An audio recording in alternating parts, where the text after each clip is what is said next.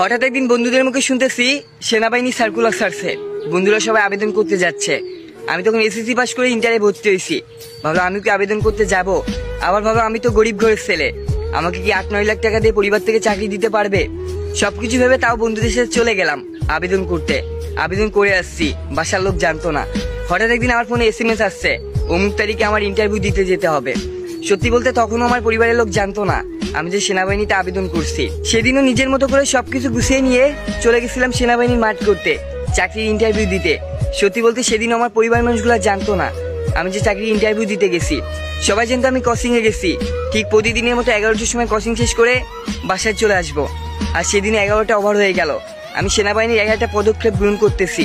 আমি জানতাম আমার আব্বু কল দিবে, তাই ব্রেক টাইমে সবার আগে যে ব্যাগ থেকে ফোন বের করছি। ব্যাগ থেকে ফোন বের করে দেখে আব্বু অনেকবার কল দিছে, তাই আমি নিজে আব্বুকে কল ব্যাক দিছি। আব্বু কল ধরার সাথে সাথে বলতেস, কই তুই এখনো বাসা আসলি না কেন?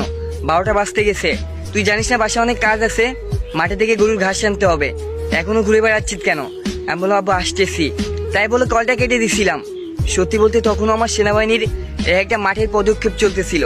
আমি নিজেকে নিয়ে ব্যস্ত ছিলাম, কি করব বুঝতেছিলাম না। দেখতে দেখতে বেলা 3টা বেজে গেছে। আমি তো জানি আমার আব্বু কেমন, হয়তো অনেকবার কল দিছে, রেগে বসে আছে, আম্মুকে বকাঝকা করতেছে। সত্যি বলতে আমার অনেকগুলা পদক্ষেপ শেষ হয়ে গেছিল, আর মাত্র 2-3টা পদক্ষেপ আছে, এগুলা বাদ দিয়ে দিব। আমি সবগুলাই টিকে গেছিলাম, লাস্ট ফিনিশিং আর 2-1টার জন্য আমি বাদ দিয়ে দিব, বাসায় চলে যাব।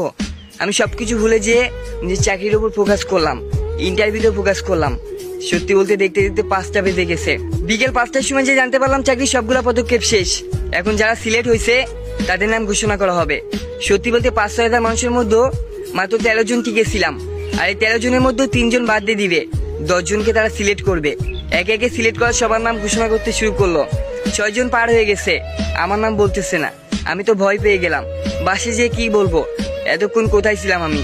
সত্যি বলতে 7 নাম্বার নামে যে আমার নামটা বললো, অনেক খুশি হয়ে গেছিলাম, আমার চাকরিটা হয়ে গেছিল। সত্যি বলতে অ্যাপয়েন্টমেন্ট লেটারটা নিয়ে বাসায় যেয়ে দেখে আব্বু রাগ করে বসে আছে, আমার উপর রেগে আছে। আব্বুরে বললো, আব্বু আমার চাকরি হয়ে গেছে। বলো বাজে কথা বলিস না, তোর কাজ তুই করে বেড়া, যা বন্ধুদের সাথে আড্ডা দিয়ে বেড়া, বাসার কোনো কাজ তোর করা লাগবে না, তুই আমার সামনের থেকে সর। আমি বললাম, আব্বু বিশ্বাস করো আমার চাকরি হয়ে গেছে। আব্বু বললো, তুই আমার চোখের সামনে সরবি, আমার মাথা গরম করিস না। আমি বললাম, আব্বু বিশ্বাস করো না। আব্বু এই দেখো আমার চাকরি হয়ে গেছে। অ্যাপয়েন্টমেন্ট লেটারটা আব্বুর হাতে দেওয়ার সাথে সাথে আব্বু সবকিছু দেখে আমার মুখের দিকে তাকায় আছে। আব্বু চোখ দিয়ে টপ টপ করে পানি পড়তেছে। আব্বু আমার জড়ায় ধরে বলতেছে, কত অকর্ম ঢেকি বলে তোকে গালি দিচ্ছি, আমার সেই অকর্ম ঢেকিটা আজকে চাকরি পেয়ে গেছে। আমি বললাম, আব্বু চেয়ারম্যানের কাছে যেতে হবে, তার একটা সই লাগবে, অমুক তারিখ থেকে আমার জয়েন। সত্যি বলতে আমার বাপের ফিলিংসটা অন্যরকম ছিল, আমি নিজেও অনেক হ্যাপি ছিলাম, আমার চাকরি হয়ে গেছে। ভাই আমার আম্মু ঘরে দুয়ারে দাঁড়াইছিল, আমার কথাগুলো শুনে ছুটে আইছে, এসে কাঁদতে কাঁদতে আমাকে জড়ায় ধরে বলতেছে, আমার বলটা চাকরি পাইছে, আমার স্বপ্ন পূরণ হয়েছে। সত্যি বলতে একটা ছেলেই জানে চাকরি পাওয়াটা তার জীবনে কতটুকু আনন্দের, তার পরিবারের কাছে কতটুকু আনন্দের।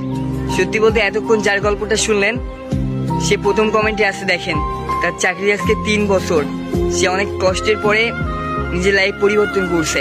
সত্যি বলতে কপালে যদি থাকে যে কোনো ভাবে আপনার কাছে পৌঁছে যাবে, তাই লাইফে প্যারা নেওয়ার কোনো দরকার নাই। সত্যি বলতে আল্লাহ চাইলে সবকিছু চেঞ্জ করে দিতে পারে।